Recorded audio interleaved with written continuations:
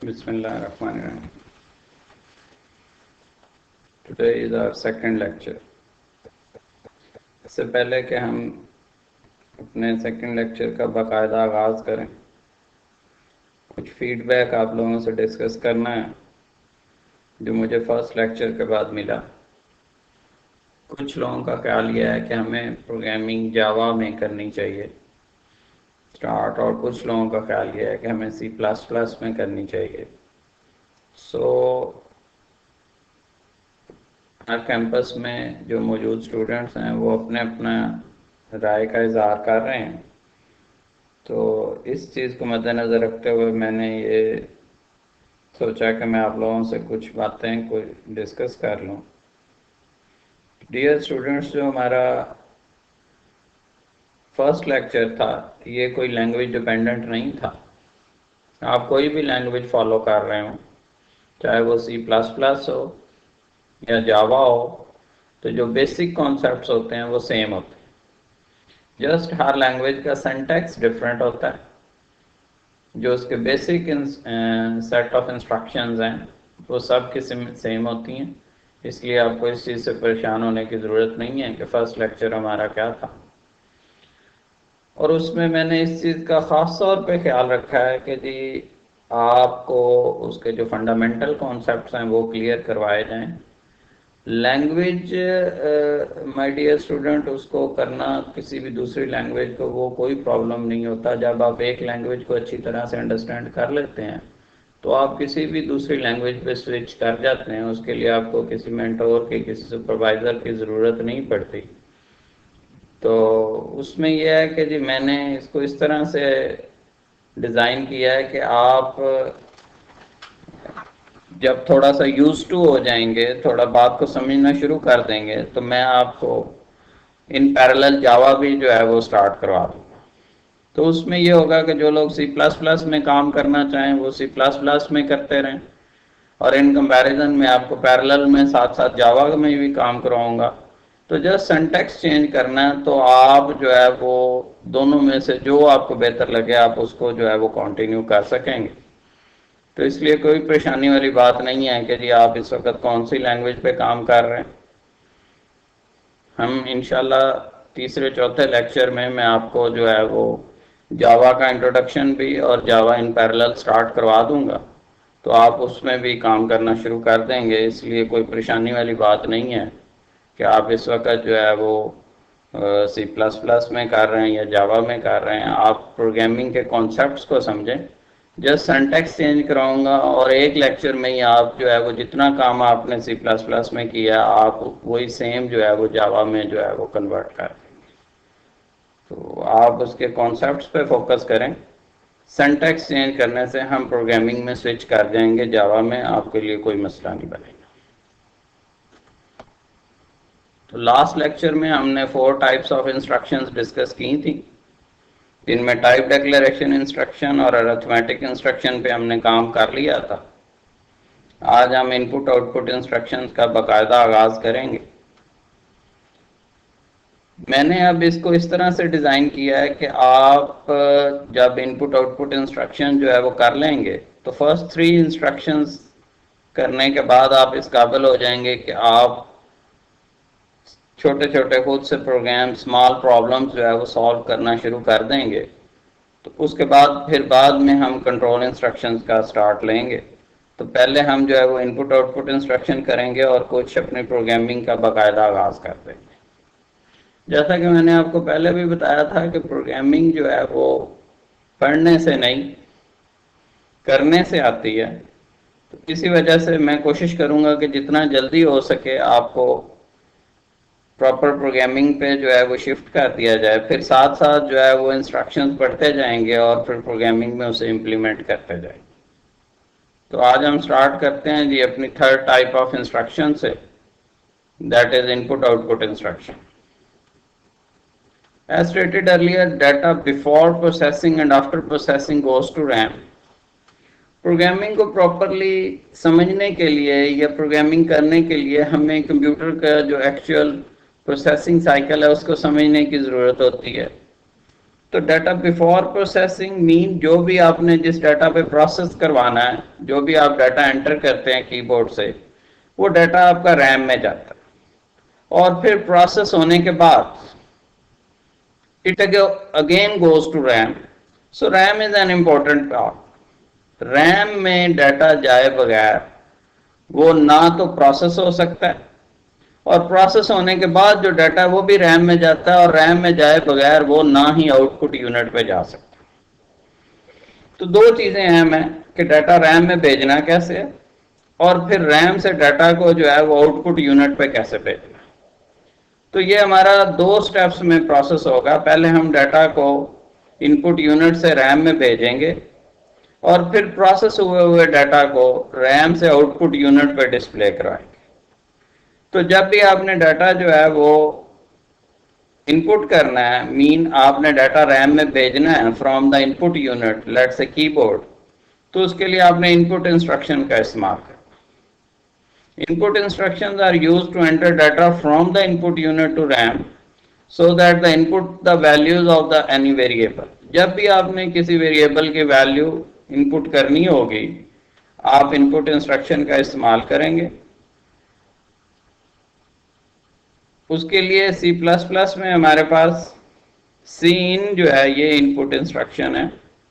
अगर आपने किसी वेरिएबल की वैल्यू इनपुट करवानी हो, फॉर एग्जाम्पल आपने x की वैल्यू इनपुट करवानी है तो आप इसे लिखेंगे sin x, या y की वैल्यू इनपुट करवानी है तो sin y, या फिर अगर दोनों वेरिएबल्स की वैल्यू इकट्ठी भी आप इनपुट करवाना चाहें तो आप sin x एंड y से काम जो है वो अपना कर सकते हैं.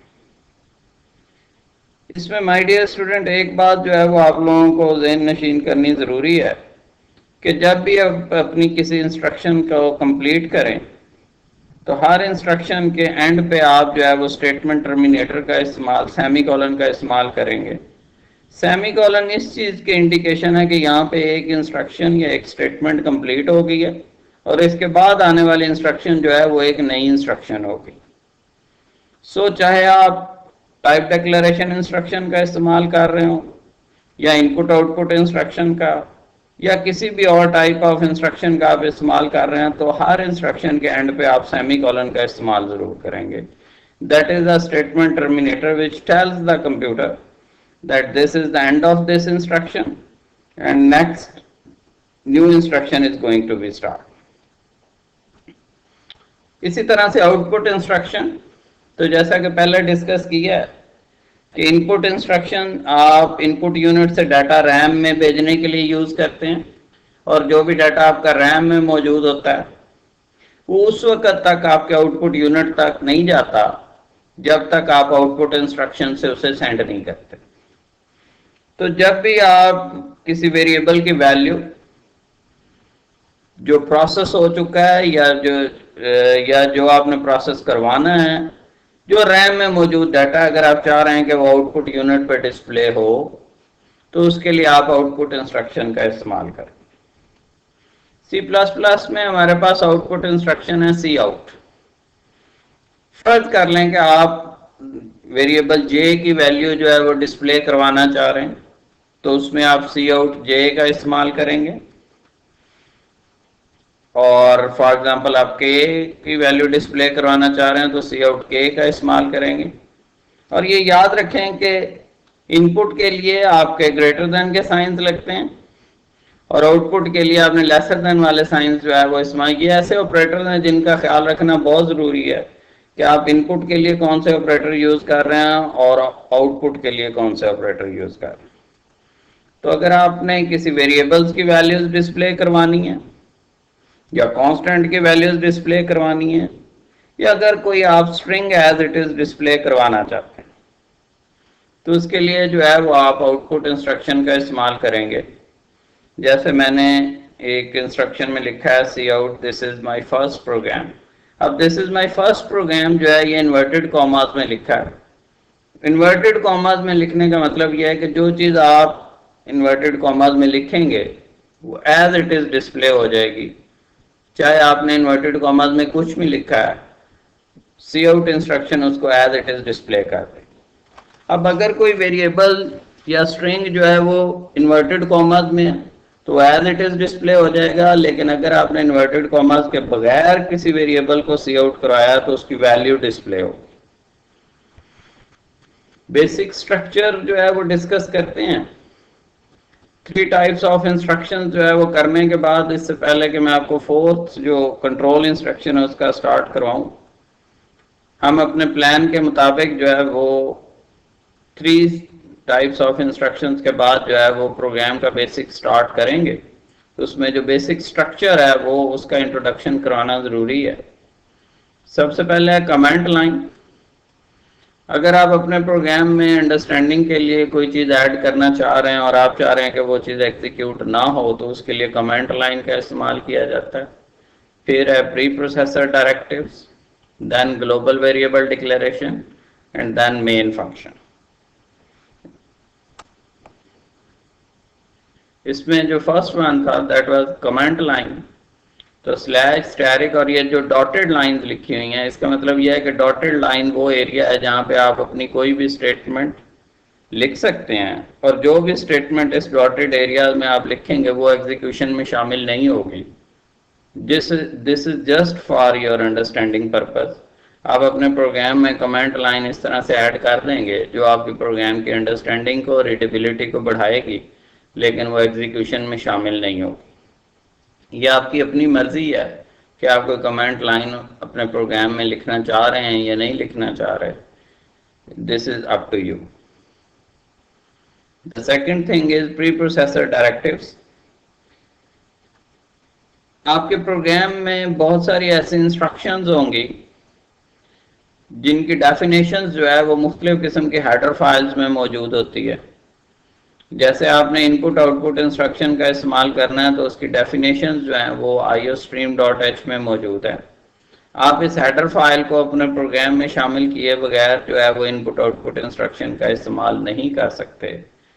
इसलिए जब भी आप अपने प्रोग्राम में इनपुट आउटपुट इंस्ट्रक्शन शामिल करना चाहेंगे तो उसके लिए आपको iostream.h जो हेडर फाइल है ये शामिल करनी ज़रूरी है।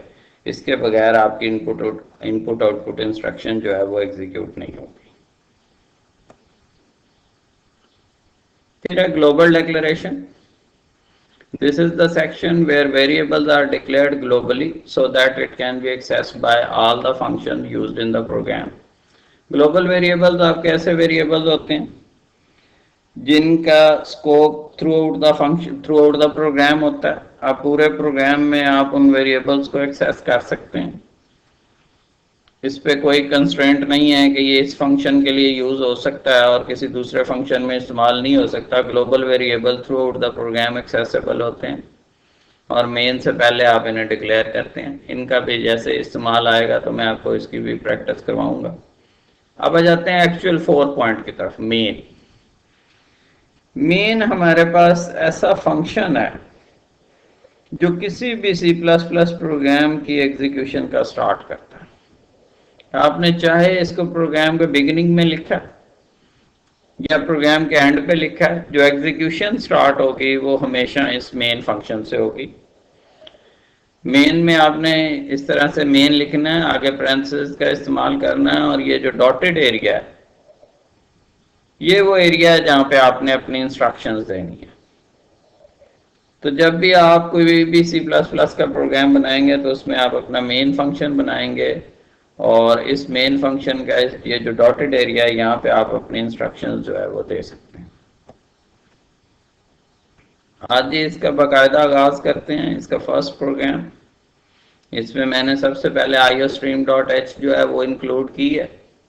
अब ये जो iostream.h है ये हेडर फाइल है जो बेसिकली आपकी इनपुट और आउटपुट इंस्ट्रक्शंस की डेफिनेशंस इसमें मौजूद हैं। तो जब भी आपने जो है वो अपनी इनपुट या आउटपुट इंस्ट्रक्शन का इस्तेमाल करना होगा तो उसके लिए जो है वो आप इस हेडर फाइल का इस्तेमाल करें। उसके बाद वाइड मेन वाइड, इसमें जो वाइड है इसकी डेफिनेशन जब हम फंक्शन पढ़ेंगे तो मैं फर्दर आपको क्लियर करवा दूंगा, लेकिन अभी जो इसका एक छोटा सा इंट्रोडक्शन देना ज़रूरी है वो ये है कि जो फर्स्ट वाइड है, जो मेन से पहले वाइड लिखा हुआ है, इसका मतलब ये है कि ये जो मेन है ये कोई वैल्यू रिटर्न नहीं करता। अगर आप इसमें से कोई वैल्यू रिटर्न जैसे रिटर्न 0 लिखते हैं तो फिर आप यहाँ पे इंट लिख देंगे। लेकिन अगर आप कोई वैल्यू रिटर्न नहीं कर रहा है तो फिर आप यहाँ पे वाइड का इस्तेमाल करेंगे। और मेन के बाद पैरेंथेसिस में जो वाइड लिखा हुआ है इसका मतलब यह है कि मेन फंक्शन जब स्टार्ट होगा तो ये किसी भी दूसरे फंक्शन से वैल्यू नहीं लेगा, खुद ब खुद अपना स्टार्ट लेगा। तो इस वजह से यहाँ पे वाइड लिखा है कि ये अपने स्टार्टअप के लिए किसी दूसरे फंक्शन से वैल्यू नहीं ले रहा। इसके बाद पैरेंथेसिस में सिर्फ एक आउटपुट इंस्ट्रक्शन का इस्तेमाल किया गया, जिसमें आपने इन्वर्टेड कॉमर्स में लिखा है this is my first program. अब इसमें आपने जस्ट एक इंस्ट्रक्शन का इस्तेमाल किया है और इन्वर्टेड कॉमर्स में आपने जो कुछ लिखा है ये एज इट इज डिस्प्ले कर देगा। अब हम इसके प्रोग्राम की तरफ चलते हैं।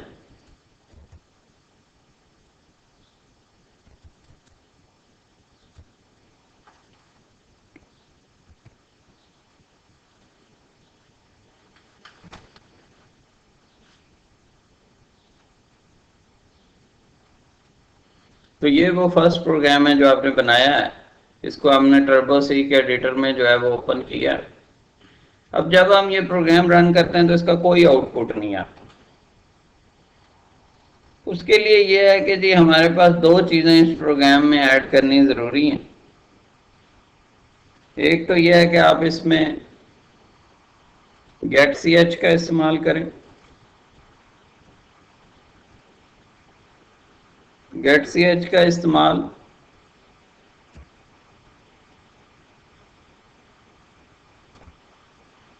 और दूसरा अब इसमें क्लियर स्क्रीन का इस्तेमाल करें।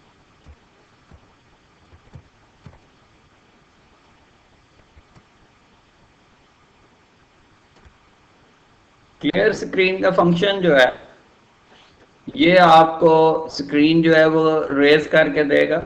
मीन अगर आपने कोई प्रोग्राम पहले से रन किया हुआ है या ऑलरेडी विंडो पे जो चीज़ मौजूद है, अगर आप क्लियर स्क्रीन का फंक्शन नहीं लगाते तो वो चीज़ डिस्प्ले हो जाएगी। लेकिन अगर आप क्लियर स्क्रीन का फंक्शन लगा देते हैं इसका मतलब आपने सबसे पहले जो है वो स्क्रीन को क्लियर कर दिया कि जो भी उस पर चीज़ मौजूद है वो रेज कर दी। और गेट सी एच का जो फंक्शन है ये एक करेक्टर इनपुट लेता है। तो जब आप प्रोग्राम एग्जीक्यूट करते हैं तो एग्जीक्यूशन इज टू फास्ट कि वो रिजल्ट दिखा के दोबारा सोर्स कोड आपको दिखाना शुरू कर देता है। तो अगर आप चाह रहे हैं कि आपका जो है वो वेट करे, प्रोग्राम आपको रिजल्ट दिखाए और जब तक आप कोई करेक्टर इनपुट ना करें प्रोग्राम की एग्जीक्यूशन टर्मिनेट ना हो, तो उसके लिए आप गेट सी एच का इस्तेमाल करते हैं। तो क्लियर स्क्रीन और गेट सी एच के फंक्शन के लिए आप एक हेडर फाइल इंक्लूड करेंगे।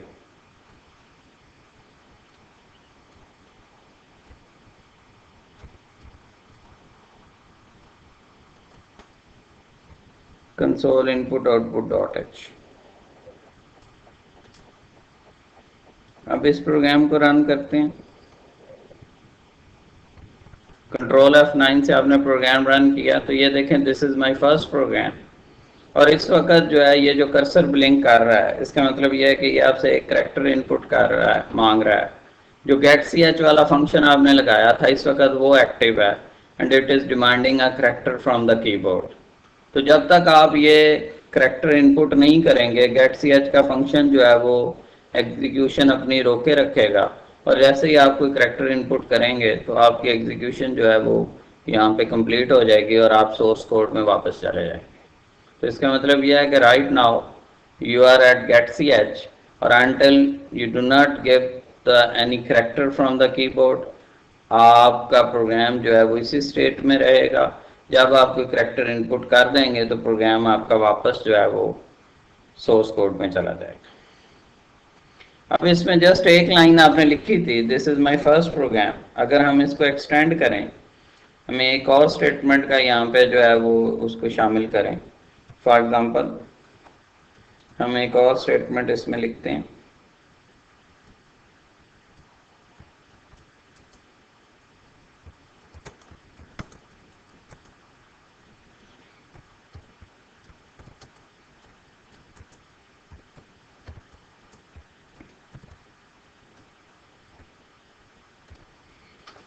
अब ये एक और स्टेटमेंट ऐड की गई है जिसमें इन्वर्टेड कॉमर्स में लिखा गया I am the student of BSIT। अब इस प्रोग्राम को अगर हम रन करते हैं, this is my first program, I am the student of BSIT। अब इसमें जो चीज़ गौरतलब है वो ये है कि जी हमने फर्स्ट लाइन लिखी और उसके बाद नेक्स्ट स्टेटमेंट का जो रिजल्ट है वो उसी स्टेटमेंट के, पिछली स्टेटमेंट के रिजल्ट के साथ अपेंड हो गया, उसने लाइन चेंज नहीं की। तो ये जो फॉर्मेशन है इसकी सेटिंग आपके अख्तियार में है कि आप चाहें तो उसे उसी लाइन में कंटिन्यू करें, चाहे तो उसे नेक्स्ट लाइन में ले जाएं। तो अगर आप चाह रहे हैं कि आई am the student of BSIT जो है वो नेक्स्ट लाइन पे डिस्प्ले हो, तो उसके लिए आपको अपने सोर्स कोड में थोड़ी सी तब्दीली करनी होगी।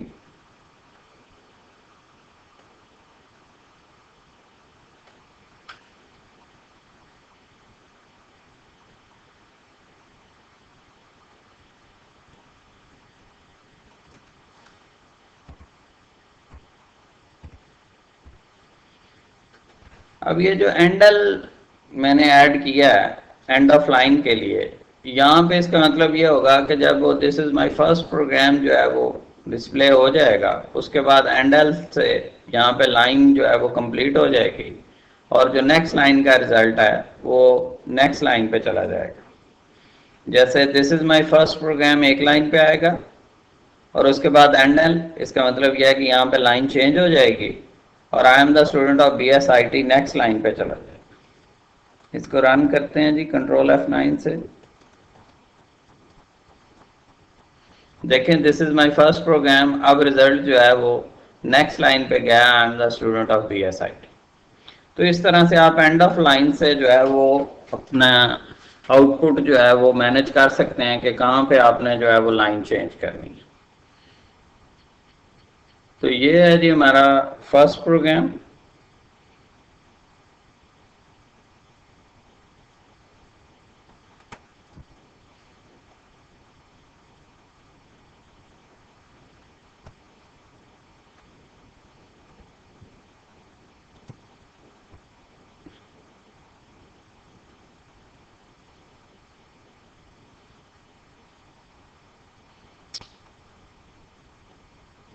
अब हम इसके कुछ प्रोग्रामिंग प्रैक्टिसेस की बात करते हैं। जैसे एक प्रोग्राम है आपके पास, फर्स्ट प्रोग्राम मैंने प्रैक्टिस के लिए ऐड किया है, write on the program that simply add two integer values. तो आप एक प्रोग्राम बनाएं जिसमें दो नंबर्स को ऐड किया जाए। इसी तरह से मैंने कुछ 5 जो है वो आपके लिए प्रैक्टिसेस जो है वो शामिल की हैं। तो आप इसी सीक्वेंस में जो है वो प्रोग्राम बनाएंगे। मैंने आप लोगों के लिए आज चूँकि फर्स्ट डे था तो कुछ जो है वो प्रैक्टिसेस जो है वो बनाई हैं। तो आज हम जो है वो इसका जो फर्स्ट प्रोग्राम था, write on the program that simply add two integer values, इसका स्टार्ट लेते हैं।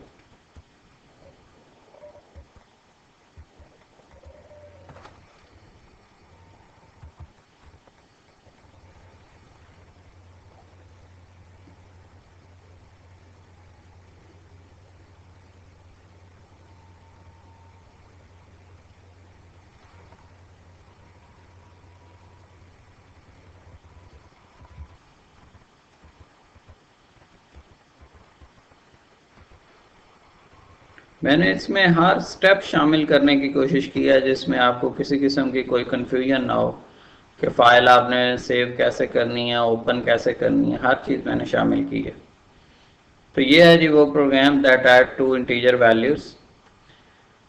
तो डियर स्टूडेंट, सबसे पहले तो आपने चूँकि इसमें हेडर फाइल्स जो है वो iostream.h और console input output.h जो है ये शामिल रखनी है। उसकी वजह ये है कि अगर आपने इनपुट आउटपुट इंस्ट्रक्शन का इस्तेमाल करना है तो iostream.h इंक्लूड करनी ज़रूरी है, और अगर आपने जो है वो क्लियर स्क्रीन का या getch फंक्शन का इस्तेमाल करना है तो उसके लिए console input output.h जो है वो शामिल करनी ज़रूरी है, क्योंकि क्लियर स्क्रीन फंक्शन और getch फंक्शन की जो डेफिनेशंस हैं वो आपकी इस हेडर फाइल में मौजूद।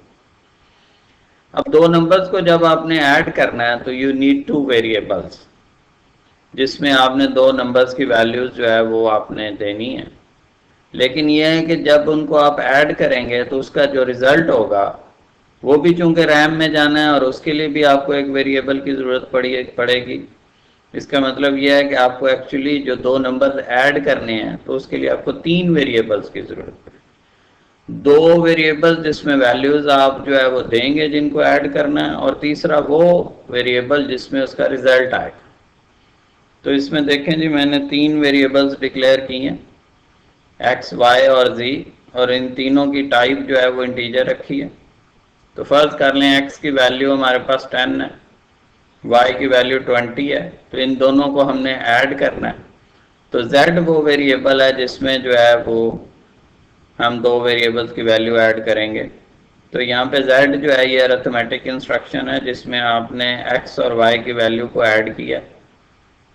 अब यहाँ पे z की वैल्यू जो है वो कैलकुलेट हो चुकी है, लेकिन जब तक आप z की वैल्यू को डिस्प्ले नहीं करवाएंगे वो आउटपुट यूनिट पे नहीं आएगी। तो जब आपने x की वैल्यू 10 दी, y की वैल्यू 20 दी और z जो है ये 30 कैलकुलेट हो गया, तो उसको आपने आउटपुट इंस्ट्रक्शन के साथ जो है वो डिस्प्ले भी करवाना है।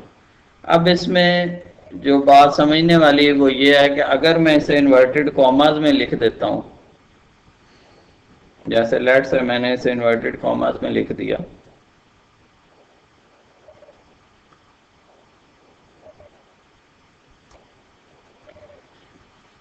तो इसकी एग्जीक्यूशन चेक करें जरा।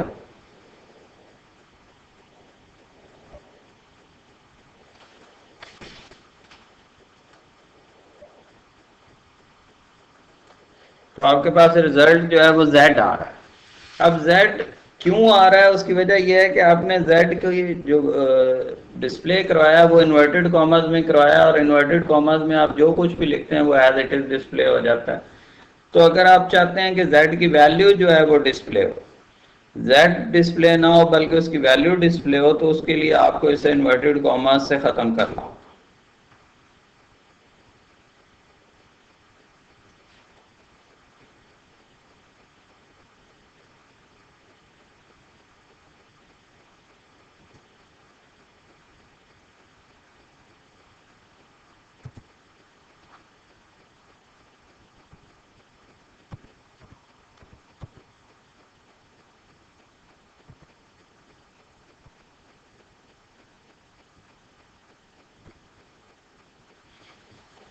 अब अगर आप z को इन्वर्टेड कॉमास के बगैर सिंपल z जो है वो सी आउट करवाएंगे, तो अब जो है वो z डिस्प्ले नहीं होगा बल्कि z की वैल्यू डिस्प्ले होगी। देखें 30 डिस्प्ले हो रहा है। अब ये 30 क्या है, ये z की वैल्यू है जिसमें x जो है was 10, y was 20 and z was x plus y, so the result is 30। इस तरह से आप जो है वो दो इंटीजर वैल्यूज को ऐड कर सकते हैं। यहाँ पे अगर आप x प्लस वाई की जगह पे x माइनस वाई लिखेंगे तो सब्ट्रैक्शन आ जाएगी। अगर आप x मल्टीप्लाई बाय वाई लिखेंगे तो इसकी मल्टीप्लिकेशन आ जाएगी। फॉर एग्जांपल हम इसमें तब्दीली करते हैं, आप प्लस की जगह पे जो है वो मल्टीप्लिकेशन कर दें।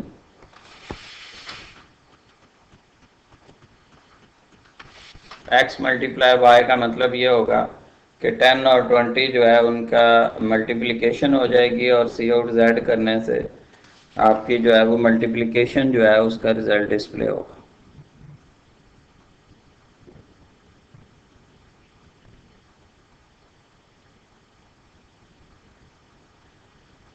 Ten multiply by 20 that is 200। इस तरह से जो है वो आप कोई भी अरिथमेटिक ऑपरेटर का इस्तेमाल करेंगे यहाँ पे, तो आपकी वैल्यू जो है वो उस अरिथमेटिक ऑपरेटर के रिजल्ट के तौर पे आएगी।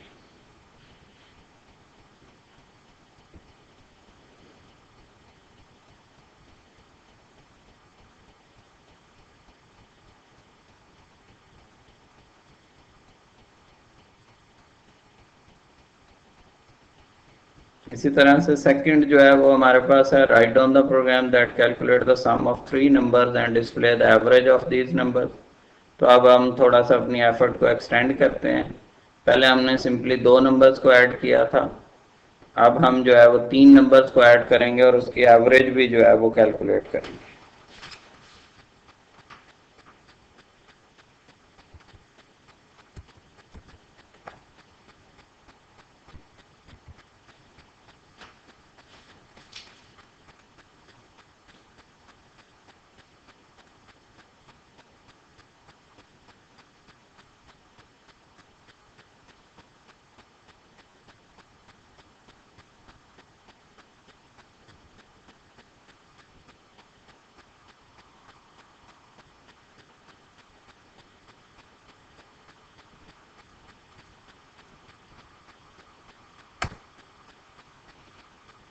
हाँ जी, ये वो प्रोग्राम है that calculate the sum and average of 3 numbers.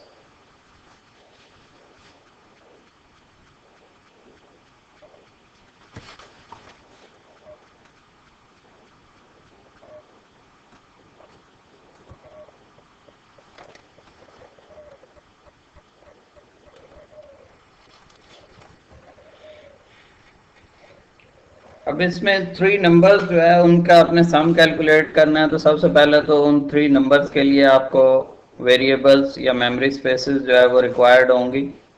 तो उसके लिए हमने 3 वेरिएबल्स जो है वो रखे हैं 3 नंबर्स के लिए, जैसे ए, बी एंड सी, जिसका आपने सम कैलकुलेट करना है।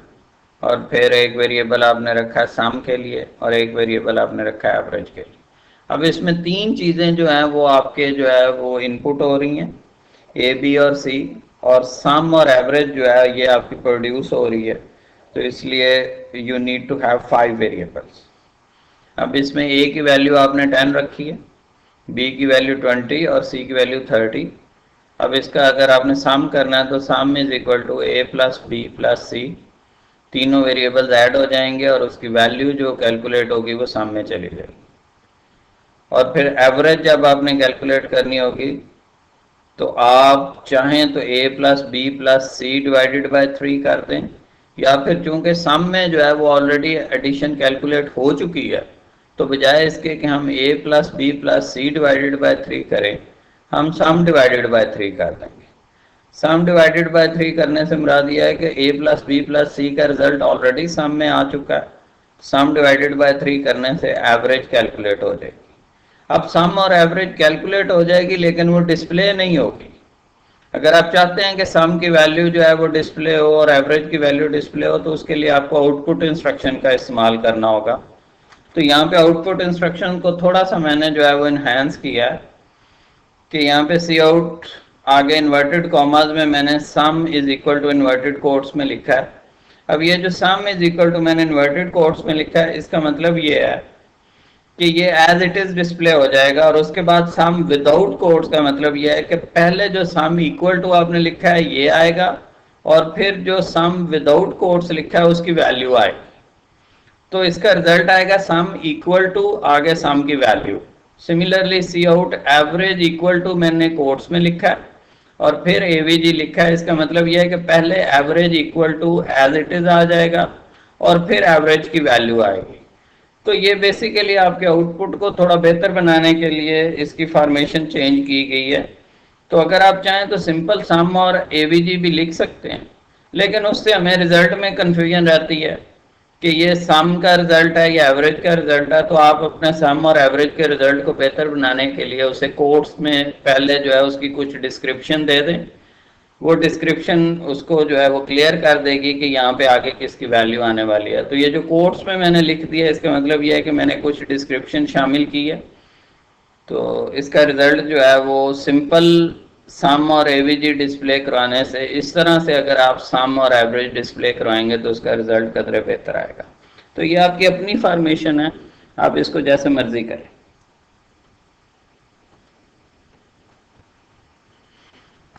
हाँ जी, अब देखें इसका रिजल्ट जो है वो sum is equal to 60, average is equal to 20।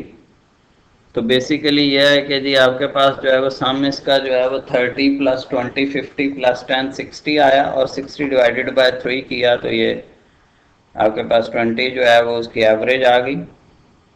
अब यह है कि चूंकि एवरेज का चांस होता है कि वो डेसिमल वैल्यूज में चली जाए, तो जब भी आपने डिवीजन ऑपरेटर्स का या स्लैश ऑपरेटर का इस्तेमाल करें, तो आप अपनी प्रॉब्लम के मद्देनज़र रखते हुए आप चाहें तो इसे इंटीजर में रखें, चाहे तो आप इसे फ्लोट में कन्वर्ट करें। फ्लोट में कन्वर्ट करने का फ़ायदा ये होगा कि अगर आपकी कोई वैल्यू जो है वो एवरेज की वैल्यू डेसिमल में भी चली जाती है, तो फ्लोट आपको उससे बेहतर रिजल्ट देगा। अब फर्ज करें हम वैल्यूज जो है वो चेंज कर देते हैं।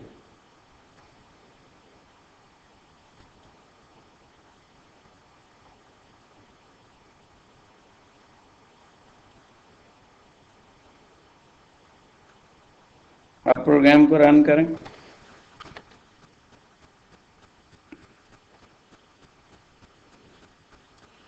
अब देखें एवरेज की वैल्यू 43.33332 तक इसने दी है। अब अगर आपने एवरेज को इंटीजर रखा होता तो ये कभी भी आपको इतनी एक्यूरेट वैल्यू जो है वो ना देता। तो इस वजह से अगर आप चाहें तो आप इसे जो है वो फ्लोट में रख दें ताकि रिजल्ट आपको ज्यादा एक्यूरेसी के साथ मिल जाए। अब इसमें प्रॉब्लम यह है कि जी यहाँ पे आपने यूजर से कहीं पे भी इनपुट नहीं लिया, बल्कि आपने तीनों वेरिएबल्स की वैल्यू खुद से असाइन की है और असाइन करके उसका सम और एवरेज जो है वो कैलकुलेट की है। अब फर्ज करें कि आप चाह रहे हैं कि वैल्यूज जो है वो असाइन ना की जाएं, बल्कि वैल्यूज जो है वो यूजर से इनपुट ली जाए। तो उसके लिए जो है वो आप वैल्यू असाइन करने की बजाय वैल्यूज को इनपुट करें और उसके लिए इनपुट इंस्ट्रक्शन का इस्तेमाल करें। तो आपने ए की वैल्यू 67 करने की बजाय आप इसे सीन ए कर दें।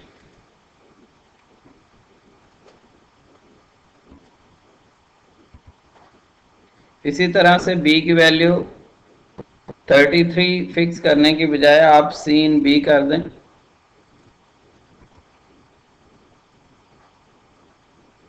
और इसी तरह से आप c इज इक्वल टू 30 करने की बजाय इसे आप सीन 30 कर दें, सीन सॉरी सी कर दें।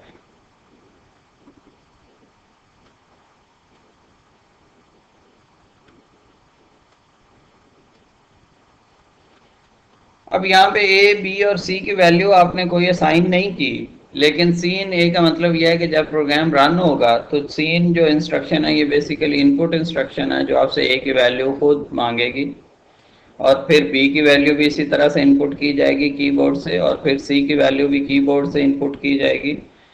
तो बेहतर यह है कि वैल्यू असाइन करने के बजाय आप इनपुट इंस्ट्रक्शन का इस्तेमाल करें जिससे कीबोर्ड से वैल्यू यूज़र से इनपुट जो है वो लिया जाएगा।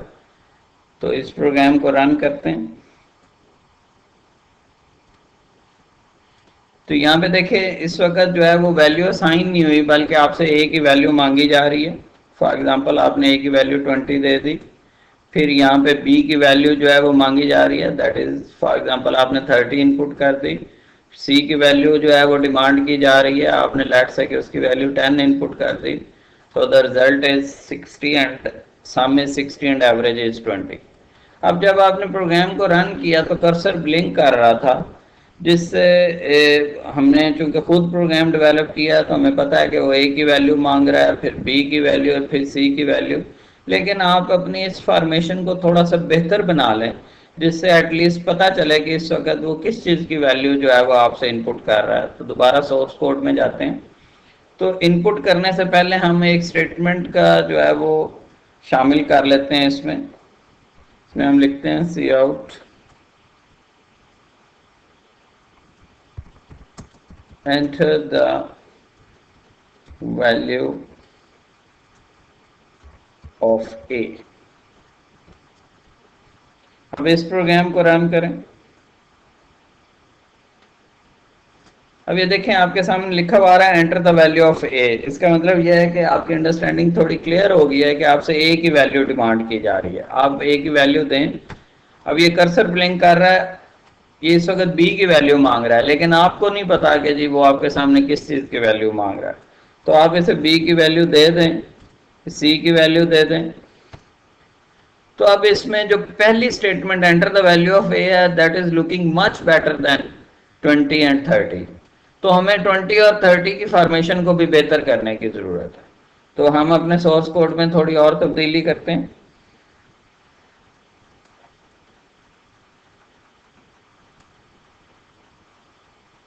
बी की वैल्यू इनपुट करने से पहले एक स्टेटमेंट ऐड कर देते हैं।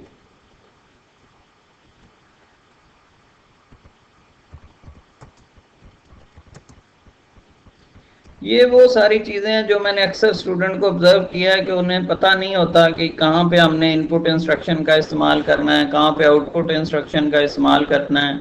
स्टूडेंट रट्टा लगा लेते हैं प्रोग्राम्स को और उसके बाद फिर जो है वो जब उन्हें एक्चुअल क्रिएटिविटी की तरफ जाते हैं तो उन्हें सही पता ही नहीं होता कि किस टूल का किस इंस्ट्रक्शन का इस्तेमाल मैंने कहाँ पे करना है। इस वजह से मैं बिल्कुल बेसिक्स जो है वो आपको करा रहा हूँ ताकि आपको कन्फ्यूजन ना हो कि जी किस चीज़ का इस्तेमाल कहाँ पे किया जाए तो वो चीज़ बेहतर बन जाती है।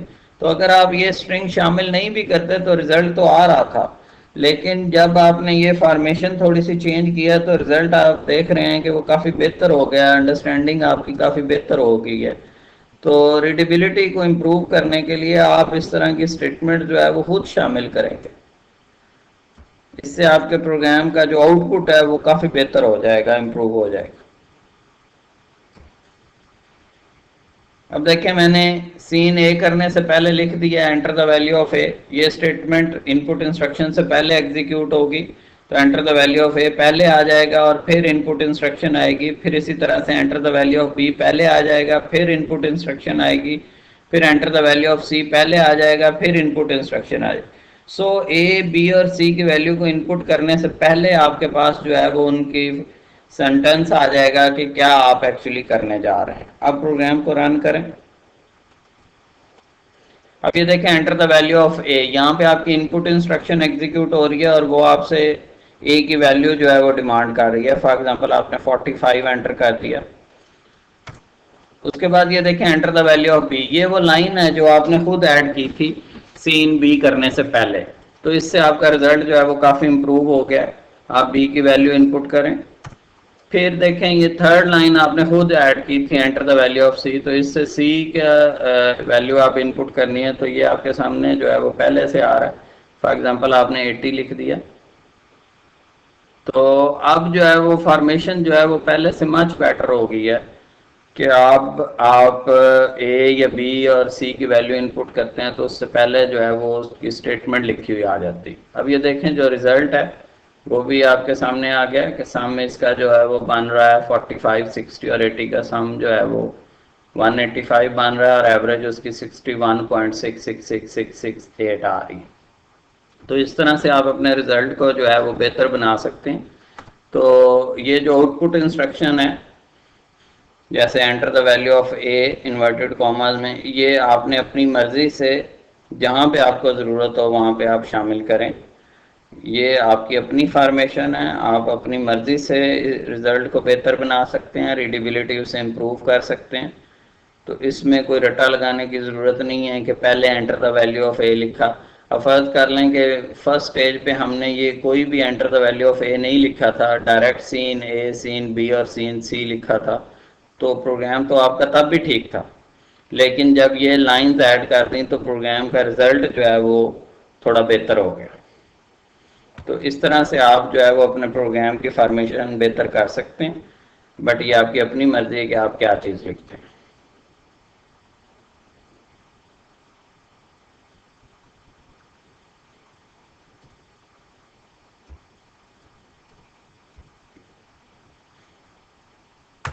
नेक्स्ट प्रॉब्लम की तरफ जाते हैं। Write down the program to convert the temperature given in Fahrenheit into centigrade. एक छोटी सी प्रॉब्लम हमने ऐड की है जिसमें टेम्परेचर जो है वो फ़ारेनहाइट में इनपुट किया जाएगा और उससे सेंटीग्रेड में जो है वो डिस्प्ले किया जाएगा। तो उसी तरह से पहले आपने ये इंक्लूड iostream.h जो है ये हेडर फाइल इंक्लूड की ताकि आप इनपुट आउटपुट इंस्ट्रक्शन का इस्तेमाल कर सकें, और फिर include conio.h console input output instruction header file आपने इंक्लूड की ताकि आप जो है वो क्लियर स्क्रीन और getch का इस्तेमाल कर सकें। तो ये दो हेडर फाइल्स, जब भी आप कोई जो है वो बिल्ट इन फंक्शन का इस्तेमाल करना चाहेंगे तो उससे रेलिवेंट उसकी हेडर फाइल जो है वो शामिल करनी ज़रूरी है। तो अभी जिन चीज़ों की हमें ज़रूरत थी उसके लिए जो दो हेडर फाइल्स जो है वो हमें रिक्वायर्ड थी वो हमने शामिल की। उसके बाद वाइड मेन वाइड, ये वो एरिया है जहाँ पे आपने अपनी इंस्ट्रक्शंस देनी है। यहाँ से मेन का स्टार्ट हो रहा है और यहाँ से मेन जो है वो क्लोज हो रहा है आपका। तो सबसे पहले उसी तरह से क्लियर स्क्रीन जो आपके पहले प्रीवियस आउटपुट को जो है वो क्लियर करेगी। उसके बाद यह है कि जी हमने देखना है कि प्रॉब्लम क्या है। देखिए प्रोग्रामिंग में सबसे अहम चीज़ जो है वो ये होती है कि आप उस प्रॉब्लम को प्रॉपरली अंडरस्टैंड कर पाए हैं या नहीं। आप समझ लें कि प्रोग्रामिंग की 50-60% जो कम्प्लेक्सिटी है वो अंडरस्टैंडिंग में है कि प्रॉब्लम की अंडरस्टैंडिंग आपको हुई है या नहीं। अगर आप प्रॉब्लम को प्रॉपरली अंडरस्टैंड नहीं कर पाए तो आप उसकी डेवलपमेंट नहीं कर सकते। इसलिए बजाय इसके कि आप फटाफट क्वेश्चन देखें और उसके बाद फ़ौरन जो है वो प्रोग्रामिंग या प्रोग्राम टाइप करना शुरू कर दें, आप पहले उसे अच्छी तरह समझें कि करना क्या है। जैसे write on the program to convert the temperature given in Fahrenheit into centigrade, यानी कि जो चीज़ इनपुट है वो फ़ारेनहाइट में टेम्परेचर है और जो चीज़ रिजल्ट प्रोड्यूस करना है वो सेंटीग्रेड में। तो इनपुट आपने करनी है फ़ारेनहाइट की वैल्यू और डिस्प्ले आपने करानी है सेंटीग्रेड की वैल्यू। तो आपको बेसिकली दो वेरिएबल चाहिए होंगे, एक इनपुट के लिए और एक आउटपुट के लिए। तो उसके लिए हमने दोनों वेरिएबल्स जो है वो फ्लोट डिक्लेयर किए हैं और इनपुट के लिए वेरिएबल जो रखा है वो एफ रखा है, जो टेम्परेचर आपने फ़ारेनहाइट में देना है, और आउटपुट के लिए आप वेरिएबल जो सेट किया दैट इज सेंटीग्रेड। तो दो वेरिएबल हैं, एक फ़ारेनहाइट के लिए एफ और एक सेंटीग्रेड के लिए सी।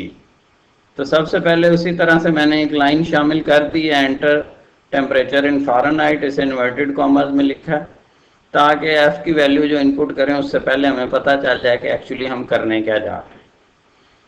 सीन एफ की वैल्यू इनपुट हो गई, जैसा कि यहाँ पे लिखा हुआ था temperature given in Fahrenheit, mean Fahrenheit की वैल्यू इनपुट करनी है तो हमने सीन एफ किया, तो फ़ारेनहाइट की वैल्यू हमने उसे इनपुट कर दी। उसके बाद इसे कन्वर्ट करना है सेंटीग्रेड में। तो कन्वर्ट करने के लिए हमारे पास जो इक्वेशन मौजूद है वो ये है कि C is equal to mean centigrade is equal to Fahrenheit minus 32 divided by 1.8। ये हमारे पास एक स्टैंडर्ड इक्वेशन है जो फ़ारेनहाइट टेम्परेचर को जो है वो सेंटीग्रेड में कन्वर्ट करती है। तो इस तरह से हम फ़ारेनहाइट की वैल्यू को सेंटीग्रेड में, मीन जो फ़ारेनहाइट की वैल्यू यहाँ पे इनपुट हुई है वो वैल्यू यहाँ पे इस फार्मूले में प्लेस हो जाएगी और सेंटीग्रेड कैलकुलेट होकर इस C को असाइन हो जाएगा। अब जब C को वैल्यू असाइन हो जाएगी तो वो डिस्प्ले नहीं होगी उस वक्त तक जब तक आप उसे डिस्प्ले करेंगे नहीं। तो उसके लिए आप आउटपुट इंस्ट्रक्शन का इस्तेमाल करेंगे। ये जो पहले लिखा हुआ है टेम्परेचर इन सेंटीग्रेड, ये आपके पास इन्वर्टेड कॉमास में है। इन्वर्टेड कॉमास का मतलब यह है कि ये चीज़ एज इट इज़ प्रिंट हो जाएगी, और उसके बाद ये जो C है ये इन्वर्टेड कॉमास के बगैर है, कोट्स के बगैर है, तो यहाँ पे C जो है उसकी वैल्यू आ जाएगी।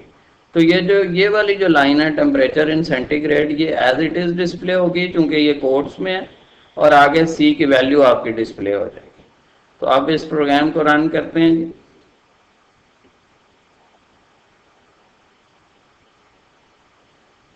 तो यहाँ पे पहले जो है वो आपसे टेम्परेचर इन फ़ारेनहाइट डिमांड कर रहा है।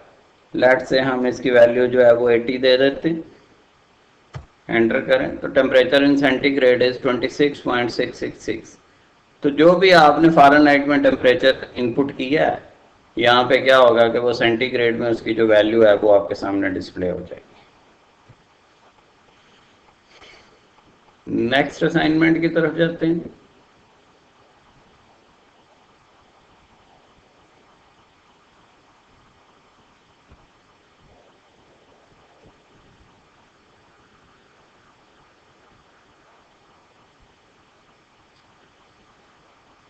Write down the program to interchange the contents of two variables while the values of variables are input through the keyboard. अब ये प्रॉब्लम क्या है कि दो वेरिएबल्स की वैल्यूज आपने इनपुट करनी है और उनकी वैल्यूज को इंटरचेंज इस तरह से करना है कि एक वेरिएबल की वैल्यू दूसरे में चली जाए और दूसरे वेरिएबल की वैल्यू पहले में आ जाए। फर्स्ट कर लेंगे, हमारे पास दो वेरिएबल हैं A एंड B, तो हम A की वैल्यू इनपुट करेंगे, फिर B की वैल्यू इनपुट करेंगे और फिर इस तरह से उनकी स्वैपिंग करेंगे कि जो A में वैल्यू इनपुट की है वो B में चली जाए और जो B में वैल्यू इनपुट की है वो A में आ जाए। तो इंटरचेंज करना है आपने A और B की वैल्यूज को। इसके लिए आपको जो है वो बेसिकली एक थर्ड वेरिएबल की ज़रूरत पड़ेगी जो इंटरचेंजिंग आपके लिए करेगा, जिससे आप टेम्परेरी वैल्यू को आप जो है वो स्टोर कर सकेंगे। तो तीसरे वेरिएबल की काम यहाँ पे इस्तेमाल करेंगे जिससे हम जो है वो वैल्यूज़ को स्वैप कर सकेंगे, जिसकी हेल्प लेंगे। तो यहाँ पे देखें जी, हमारे पास जो है वो दो वेरिएबल हैं A, B and third variable temp. अब इसमें पहले हमने enter the value of A, ये स्टेटमेंट हमने खुद शामिल की ताकि अंडरस्टैंडिंग क्लियर हो। और सीन A की वैल्यू इनपुट हुई, फिर यहाँ पे B की वैल्यू इनपुट हुई। अब A और B की वैल्यू इनपुट हो गई है, अब हमने उसको स्वैप करना है।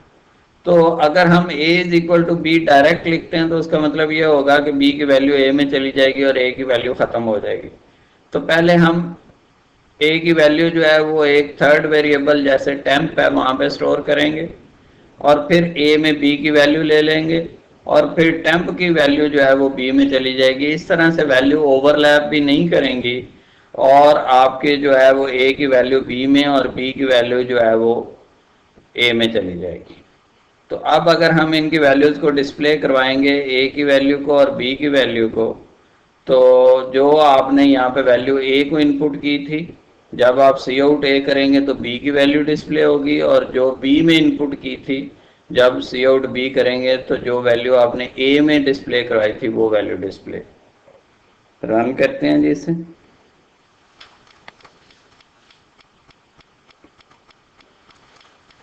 ए की वैल्यू लेट से आपने 10 दी, बी की वैल्यू लेट से आपने 20 दी। तो अब देखें द रिजल्ट ऑफ ए, यानी कि जो ए की वैल्यू है वो 20 डिस्प्ले हो रही है और बी की वैल्यू जो है वो 10 डिस्प्ले। अब ये ए वाले कंटेंट्स जो है वो बी में आ चुके हैं और बी वाले कंटेंट्स जो है वो ए में आ चुके हैं। तो ये कैसे आए हैं? ये बेसिकली ये जो आपका मेथड है जिसमें आपने ए की वैल्यू को टेम्परेरी तौर पर टेम्प में स्टोर किया, फिर ए में जो है वो बी की वैल्यू ले ली और फिर बी में टेम्प, तो ये जो आपके पास 3 स्टेप्स हैं ये ए और बी की वैल्यूज को जो है वो स्वैप कर रहे हैं। तो डियर स्टूडेंट, ये जस्ट आप लोगों की एक अंडरस्टैंडिंग के लिए, प्रैक्टिस के लिए कुछ मैंने प्रोग्राम्स जो है वो शामिल किए हैं। लेकिन अगेन मैंने आपसे जैसे पहले डिस्कस किया कि प्रोग्रामिंग जो है वो पढ़ने से या किसी टीचर के करवाने से नहीं आएगी, प्रोग्रामिंग जो है वो करने से आती है। ये क्रिएटिविटी स्किल है, तो ये जब तक आप खुद से नहीं करेंगे तब तक प्रोग्रामिंग आपकी क्लियर नहीं होगी। तो इसके लिए मैंने आप लोगों के कुछ जो है वो असाइनमेंट्स, ये वो प्रोग्राम्स हैं जो मैंने प्रैक्टिस के तौर पे आज आप लोगों को करवाए हैं।